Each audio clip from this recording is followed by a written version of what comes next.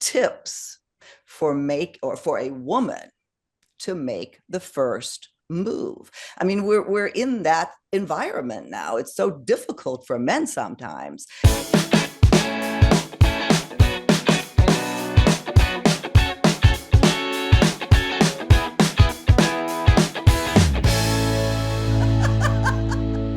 Thank you so much for joining us again on Second Act TV. So happy to have Treva Brandon Scharf back for another segment talking about finding love after 50 and all we need to know. Treva, thank you so much for being here. Oh, yeah, you got it. My pleasure. Well, Treva, of course, is the author of Done Being Single, the book sitting here right behind me, full of great advice that pertains to dating over 50 and all the challenges that we have now. And that's what I want to talk with you about today. I think this is a great topic, and that is tips for a woman to make the first move. I mean, we're in that environment now. It's so difficult for men sometimes that it really is up to the woman to not just show that she's interested, but to actually make that move, Oh, yeah. ask a guy Yes. out. Does that make women look desperate? That's one of the questions they write here. No, not in this day and age. By the way, I have a crystal hanging in my window. So if you see a rainbow Yeah. cross over my face, there it is. Oh, that's funny. That's funny. It's not me turning yellow. Anyway, yeah, no, good news and bad news, people. We are living in interesting dating times. It's really great for women and it's great for men. It's really great for men because they don't have to do all the guesswork and at least not as much of it. Absolutely. Right. So now it should be easier because they're not really allowed to kind of pursue or approach the way that they used to because of Me Too. And that's, it's good and bad, good because things are much more clear and more direct. Great. That's great. But, the bad news is I hate it. Well, it's changed the dating landscape, and yeah, it really more has. and more women they're taking the initiative to do it. And incidentally, some of these recommendations and data that they gave was from OkCupid, a huge dating site. So it has some meat behind it here. And Yes. again, I wanted to get your opinion on it. They said the first, here's some considerations, the 6 tips. That the first one, and this makes so much sense, check whether he's actually available. Make sure you're not approaching on a married guy, and that's easily done with just asking, or someone who's committed. Yeah, I don't even know where to begin with that. Who knows? Who knows who's who? I hate to say it. A wedding ring obviously would give it away. Oh, yes. But if you start a conversation, I suppose, just sort of lighthearted. Yeah, I guess the tip here for women, from my perspective, is if you can determine that automatically, will take a lot of awkwardness out of the situation. Of course. And there are sort of DGAs, as I like to call them, dead giveaways. For example, I remember when I was single and on Match or something, and I met a guy and he just texted too much. And he had and he said he was a single dad. Okay, I gave him room for that because I'm a product of divorce, and I was my dad was a single dad and he dated, so I got it. But he just was a little too shady. There was a little too cagey, like texting, not enough personal, not enough phone time, and not enough FaceTime. And this is before smartphones. When I say FaceTime, I mean this time. Yeah. And it occurred to me that this guy was probably running some kind of game because he just texted way too much. And eventually I lost interest. And I think he was probably still married. And I never busted him, but I kind of gathered. No, that is a really big giveaway. Absolutely. So, yeah, I mean, again, if you can figure out if he's available or not, do that first. And then it says here, I think I just said that, try to be lighthearted in your approach, that you don't, it's not a, hey, do you want to go out with me? Yeah. But try to establish some sort of lighthearted conversation. A nice rapport. Which you could be, listen, you can meet anybody. You meet someone in an elevator, in line at the market, in line at the bank, anywhere where you're going to have physical contact and interaction with someone is your moment to, hit it. Just say it. Say, you've been chatting a while. It's taking a long time. You're at Starbucks and it's taking a really long time, and you've struck up a conversation and it keeps going, and you can keep it going. I don't care if you're a man or woman. Just say, you know what, I'm enjoying this so much. Would you like to continue this over here at the table? Or, hey, you know what, I'd love to continue this conversation elsewhere. Here's my card, or can I have your number? I mean, look, whatever, nothing ventured, nothing gained. What could happen? You might get rejected. Right. Nothing. Yeah. He gives a good tip here. I hadn't thought of it that way. Just to engage, period, is to use like observational conversation or observational humor to where like, oh, look at that. Well, I mean, you can, without being catty and, sure. But something that you're both looking at, or something that's happening that you just, I do that all the time with people. I do that all the time. That's what I do. I do too. I'm a chatter. And I will not hesitate to strike up a conversation with anybody, anywhere, in line, somewhere, waiting at the drugstore, because why not? And furthermore, people, I think, really appreciate being spoken to. I mean, it's gotten to that point where we are so isolated, right? We're so disconnected. And you actually get in real life and somebody actually acknowledges you. It's a nice feeling, people. Right. It's nice. And who knows where it can lead. Yeah, exactly. And it's a good thing to just practice. Maybe if this is hard for you, and I totally get it. Some people are a lot more shy, and this sounds daunting, but you can practice like at a grocery store or something, just how to strike up a conversation, because it's a great way to engage. Obviously, people really appreciate that. I'm telling you, people want to be acknowledged. Yeah, they want to be seen. They want to be spoken to. It's nice. It's just humanity. It's just your part. You're doing your part for humanity. And I really I really believe there's a lack of that in the world right now, and it would really help. But yes, like if I'm in a really long line and it's taking a long time, I'll roll my eyes and I'll look to the person next to me and go, can you believe this? Yes. There you go. You started a conversation. Right? There you go. Exactly. Here's one again, so obvious, but we absolutely don't think about it, or many of us at least don't. Smile a lot.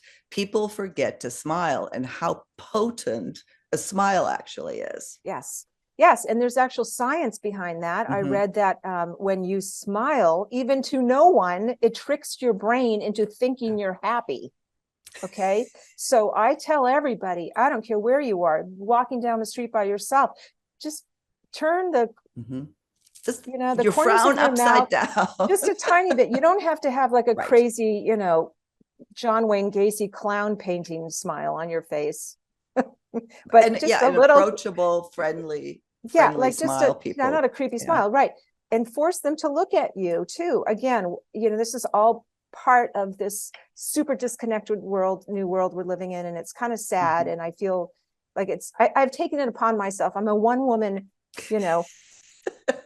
crusader. That's funny.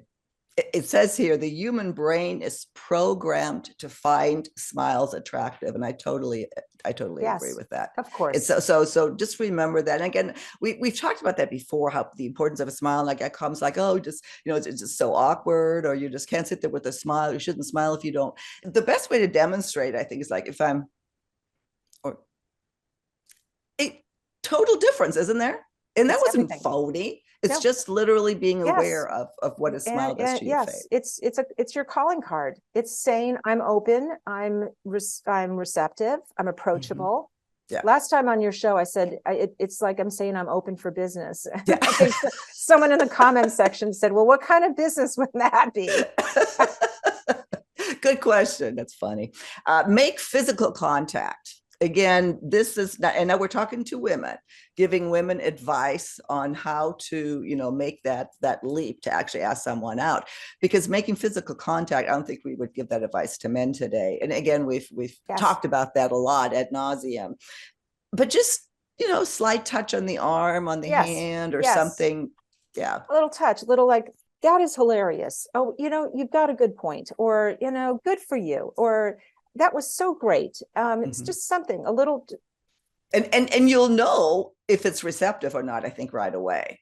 Yes. If he touches you back, or Yeah.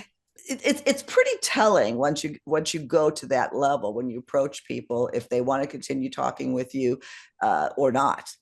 Oh, So right. yeah, so do read those signs, and if not, then Right. okay, it didn't work. On Right. to the next. Yeah. And this cracks me up too, for some reason. Buy him a drink. And the reason I say that, I mean, that is such an old, I mean, buying you a drink, and we've done this, for not centuries maybe, but certainly decades. And they say here too that a lot of the moves that worked for men work Yeah. for women. So buy him a drink. What do you say, Treva? Sure. Buy him a drink. It's a nice thing to do. Can I buy you a cup of coffee? Can I buy you a Yeah. drink? Or send a drink over to someone. That was always a nice move. I Yes. always like that. Oh, what's this? What's this martini? Oh, it came from the gentleman across at the Yes. table over there across the room. Yeah. Oh, hello. Thank And that you. can be, Cheers. yes, that can be either really nice, really receptive, or like, oh God, Yeah, wasted another $5. that's a little bold. It's bold. That's a It's bold bold. move. I like it. Mm-hmm. It's old school, but it's bold. It's old school and it's bold, Yeah, and and yeah, try it and it might again. put you out like 15, $16 too, depending on how much your cocktails are these days. Yeah, that you'll know right away whether or not Yeah. he's interested or not. But that's a great way to make a first move. You are starting to open yourself up a little bit more to maybe being rejected or embarrassed, but so what? It's momentary. It's momentary. Right. Right. And then just be confident. Just be confident in whatever you do. Be confident, and you can kind of fake confidence even. Fake Um, it. I'm going to spin that a little differently. I'm going to Okay. say, instead of confidence, because that can be a big ask for people. Okay. I would rather say be humble. Mm. Just be humble. You don't have to go in guns a-blazing. You don't have to be Rico Suave.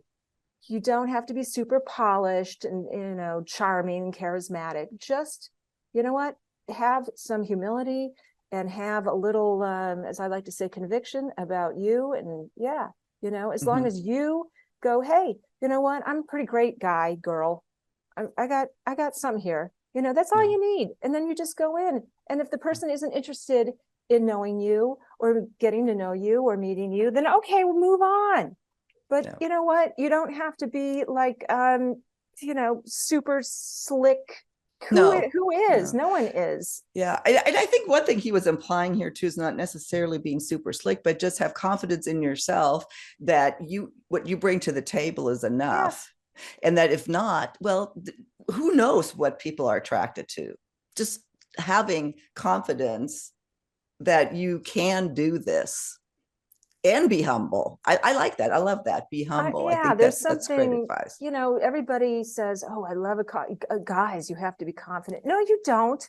You really don't. You don't. I mean, I don't particularly, I was never really attracted to the typical, like, big man on Mm-hmm. campus and the big Mm-hmm. ego and have the moves and all the chicks dug him. No, I actually like the other kind, the quieter kind, the slightly nerdier, maybe geekier, Yeah. who wore glasses. And those were interesting people to me. They were a little Yeah. quiet. They were like the dark silent types. I Mm-hmm. wanted to know them. Intellectual chemistry versus physical. If you have both, that's bingo for Sure. me. So anyway, again, another topic we could talk about forever. You talk about it forever in your book. You have so many funny stories in there. It's a very, very a vulnerable book. If you love Treva, if you even just like her a little bit, you're going to love reading that book. So pick it up. I'll have the link for it in the notes. Treva, is there anything else you want to say before we close the segment? Oh, just a quick second. Shout out to your people, Silka, Oh, yeah. who has the best. You have the best viewers and audience and community I've ever seen. They are engaged. These people are ready to go. They are ready to go. They want to know, they want to learn. They are just so they're proactive. It's a pleasure for me to answer your questions in the comments section. And I just have so enjoyed meeting. And I have clients that I have met Yeah. through you, Silka. So Yeah, it's me really too. fantastic. That's Thank you. funny. That's Yeah. funny. Well, again, thank you so much for your time, Trevor. As always, we will link to all of your information, to your book, to your website, to your coaching. I know that lots of people have already reached out to you, and I can't wait for our next conversation on Yes. Second Act TV. Yes. And you know what we should, you know what? I have an idea for our next conversation. You and I What? should have a slumber party, okay? And just put a camera in the room, and along with, pillow fights and popcorn and right, we can just talk girl talk. And Oh my God, right? that'll get me to 100,000 subscribers really fast, I think. Yeah. Oh gosh, you crack me up. I love having you here. Bye.